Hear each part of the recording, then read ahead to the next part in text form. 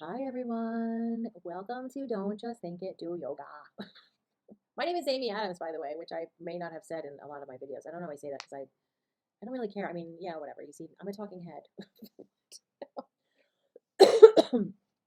Anyway, um, in one of my last videos, I talked about Ashtanga yoga and its great benefits. But I also want to talk about something because there's not everybody that's into it. Like, not every style of yoga is for everyone. So I want to talk about Yin Yoga today, which I sometimes practice, but rarely because I like a more aggressive practice. But like if I'm not feeling well or if I just want to get into practice and it's late or something, Yin Yoga is very good.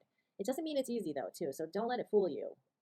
Like just because it's like yin and it's like softer or whatever, and it's not that like more physical Ashtanga. No, no, it can still be really powerful. So it's slower paced. It's like a kind of meditative style of yoga because you're holding the poses for many breaths. So like say in Ashtanga yoga or even in well in Hatha yoga you may be holding it longer. But like say in Ashtanga yoga you're like in downward dog and you're counting 4 or 5 breaths, right? Well, if you were in yin yoga and you're doing a pose, you're going to be holding it for maybe 15 breaths. And it's like a very calm, relaxed, long 15 breaths. And that can seem like a long time. So, when you go from 5 breaths to 15 breaths, that's a big difference. So, anyway, but the reason why you're doing that is because it's a very good practice, especially if you want to become flexible, to stretch and lengthen the connective tissues of the body.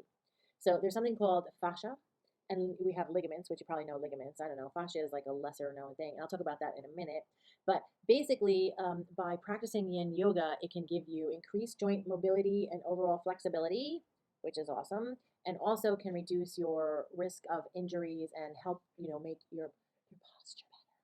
So, also, like all yoga practices, it will reduce stress and anxiety because it works on the parasympathetic nervous system, the rest and digest response, which I mentioned earlier about why yoga is just great in general. And that also reduces stress, promotes relaxation, reduces anxiety, and improves overall well being. And then the last thing that I want to mention about yin yoga is that like many other yoga practices, it increases your self awareness. So it encourages you to focus um, on breath, but also not just breath, like where Ashtanga is very breath oriented and maybe you're focusing on a drishti point and you're really concentrating. This, of course, you're still breathing and focusing in yin yoga, but you are focusing more on how your body feels. So, say you were in a seated, wide legged forward fold, right? So, in Ashtanga yoga, you're going to be in that, you're going to count for 5, and then you're going to move on to the next thing.